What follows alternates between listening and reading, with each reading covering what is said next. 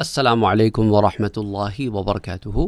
ایک بڑا انٹرسٹنگ سوال آیا ہے، پہلے بھی شاید اس کو میں نے ڈسکس کیا ہو کہ کیا پاگلوں کی روح بھی پاگل ہوتی ہے؟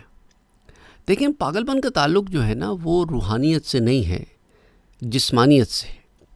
جب روح کو جسم کے اندر رکھ دیا جاتا ہے اور دنیا میں بھیجا جاتا ہے تو روح جو ہے وہ جسم کے تابع ہو جاتی ہے۔ روح اپنی ذات میں سوچنے، سمجھنے، سننے، دیکھنے یہ تمام صلاحیتیں رکھتی ہے، اور اس کا ثبوت ہمیں قرآن سے ملتا ہے کہ جب اللہ تعالیٰ نے عالم ارواح میں روحوں سے وعدہ لیا، الستو بربکم، کیا میں تمہارا رب نہیں ہوں؟ تو سب نے کہا بلا، کہ تو ہی ہمارا رب ہے۔ تو اس کا مطلب ہے کہ انہوں نے ایک بات کو سنا، اسے سوچا، اسے سمجھا اور پھر جواب دیا۔ تو تمام صلاحیتیں روح میں موجود ہیں۔ جب روح کو جسم میں رکھ کر اس دنیا میں بھیجا جاتا ہے تو اب وہ روح جو ہے جسم کے تابع ہو جاتی ہے۔ اب وہ چھوٹا سا بچہ ہے نا، لیکن اس کی روح بچہ نہیں ہے۔ اب اس کے جسم کے ساتھ اس کی روح کی نشو و نما ہو رہی ہے، کیونکہ ابھی روح الون نہیں ہے، جسم بھی ہے، نفس بھی ہے، ضمیر بھی ہے، شعور بھی ہے، عقل بھی ہے، تمام چیزیں ہیں۔ تو اب چونکہ وہ روح جسم کی تابع ہے، تو اب چونکہ جسم میں چور نہیں ہوا تو روح بھی اس کے تابع ہے۔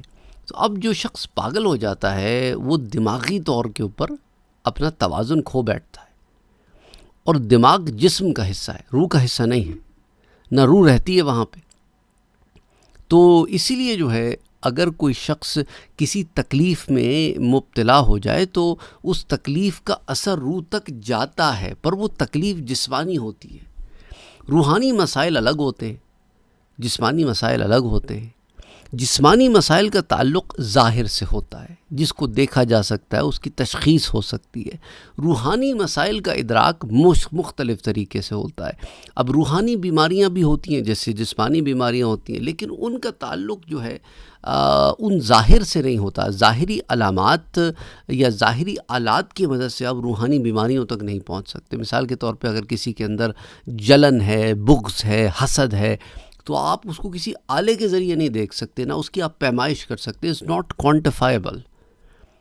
تو اب اس کو جس شخص کو پرابلم ہے وہی بتا سکتا ہے، یا کوئی شخص اس کا کہیں پر وہ شخص ظاہراً اظہار کر دے تو وہ اس کو بتا سکتا ہے کہ معلوم یہ ہوتا ہے کہ تمہارے اندر یہ بیماری جو ہے روحانی بیماری وہ پائی جاتی ہے، تو پھر اس کے علاج کے لیے پھر روحانی معاملہ دیکھا جائے گا۔ تو اس لیے جو آپ کا سوال تھا اس کا جواب تو مختصراً نہیں تھا، لیکن میں نے آپ کو یہ سمجھانے کے لیے مختلف زاویے بتائے ہیں تاکہ آپ کو بات صحیح طریقے سے سمجھ میں آ جائے کہ روح کا دیکھنا اور جسم کے دیکھنے میں بڑا فرق ہے۔ اور روح جو دیکھتی ہے نا، تو دیکھیں نا، جب نزع کا عالم ہوتا ہے اور انسان کے جسم سے روح کھینچی جاتی ہے تو اس وقت روحانی آنکھ کھل جاتی ہے، اور اس وقت وہ روحانی آنکھ فرشتوں کو دیکھتی ہے، جسمانی آنکھ فرشتوں کو نہیں دیکھ سکتی۔ اب ہمارے آگے پیچھے فرشتے ہیں، اب اللہ والوں کی محفل مجلس میں بیٹھتے ہیں، وہاں فرشتے ہوتے ہیں، نماز میں کھڑے ہوتے ہیں، وہاں فرشتے ہوتے ہیں، کرامن کاتبین ہیں، ہم نہیں دیکھتے انہیں۔ لیکن جو موت کا فرشتہ آتا ہے روح قبض کرنے کے لیے تو وہی جسم ہوتا ہے، وہی روح ہوتی ہے، لیکن اب روح کی آنکھ کھل گئی، روح دیکھ رہی ہے۔ بات سمجھ میں آئی آپ کو؟